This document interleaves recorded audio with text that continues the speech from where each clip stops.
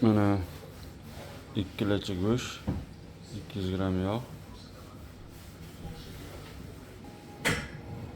bitta sariyog', tabiga qarab 3 ta piyoz. Hammasini tashlaymiz. Kashnisdan tashlaymiz. Tabiga qarab tuz tashlaymiz. Keyin мясорубкаdan o'tkazamiz.